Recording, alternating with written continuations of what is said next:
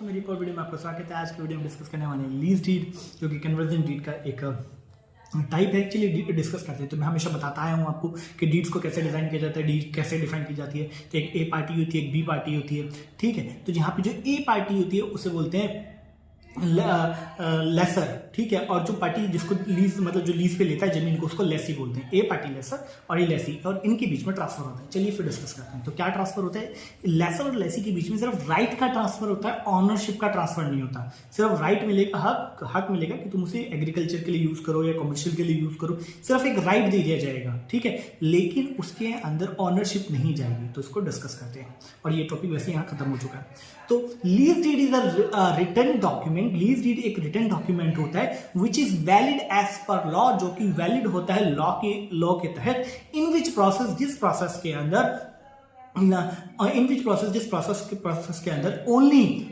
only the right of enjoyment is transferred from party A to party B, party A से party B पे only right of enjoyment is transferred from lesser to lessee, known as lease deed. इसे lease deed कहा जाता है, ठीक है। And there is the exchange of money. इसके अंदर एक्सचेंज ऑफ मनी भी होता है। जो लेसर होता है, जो लेसी होता है, वो लेसर को पैसे देता है। मतलब जब लेसर लेसी को जमीन दे देगा, किस चीज पे?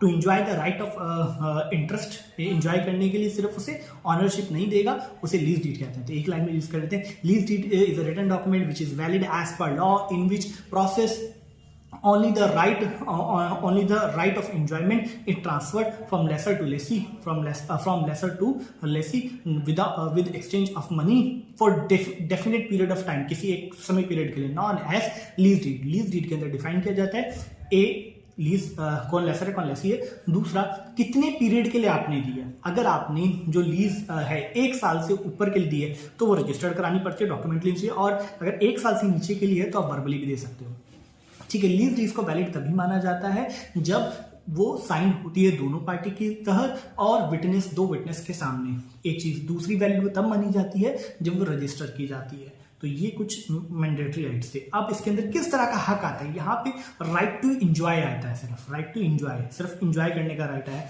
यहाँ पे आपको सेल करने का, लीज करने का, मॉर्गेज करने का, ये सब राइट्स नहीं आते। तो इसके एसेंशियल्स क्या है? इसके एसेंशियल्स हैं भाई कि इसमें सबसे पहले आपको बताना पड़ेगा लेसर कौन है, लेसी कौन है, कौन सी प्रॉपर्टी लीज पे दी गई है, उसका साइज क्या है, कितना पेमेंट, रेंट और रेवेन्यू, मतलब क्या रेंट आप उसका दे रहे हैं, ठीक है। और जो इसके अंदर ऐसी प्रॉपर्टी लीज पे दी जा सकती है जिसका एग्जिस्टेंस हो, ऐसी प्रॉपर्टी नहीं दी जा सकती जिसका कोई एग्जिस्टेंस नहीं है। और कॉन्ट्रैक्ट होता है, आप किस चीज के लिए इसे यूज कर सकते हैं, एग्रीकल्चर के लिए यूज करेंगे, कमर्शियल के लिए यूज करेंगे। तो ये सारे के सारे चीज होते हैं लीज डीड के अंदर आ जाता है। और अगर आप कुछ भी कॉन्ट्रैक्ट ब्रेक करते हैं तो lease deed null and void हो जाता है। ये हमने रेवेन्यू वाले उसमें लैंड रेवेन्यू में पढ़ा था। Thank you so much. अगर आपको मेरा वीडियो अच्छा लगा तो बिल्कुल लाइक कीजिए। लास्ट चीज और कि लीज डीड ड्राफ्ट कैसे करते हैं, तो ड्राफ्ट करने का तरीका तो मैंने आपको बताया ही था, ठीक है। सबसे पहले लीज डीड का मतलब डीड का नेम हो जाएगा, फिर पार्टी, फिर डेट आ जाएगी, फिर पार्टीज का नाम हो जाएगा। मतलब ये क्या होगा? नॉन ऑपरेशनल पार्ट, ठीक, फिर ऑपरेशनल पार्ट आएगा, और फिर सबसे लास्ट में फॉर्मेट पार्ट आएगा। और इसी तरह आप लीज जो है लीज डीड भी डिजाइन कर सकते हैं। Thank you so much. अगर वीडियो अच्छा लगा तो लाइक करें और सब्सक्राइब करें। Take care.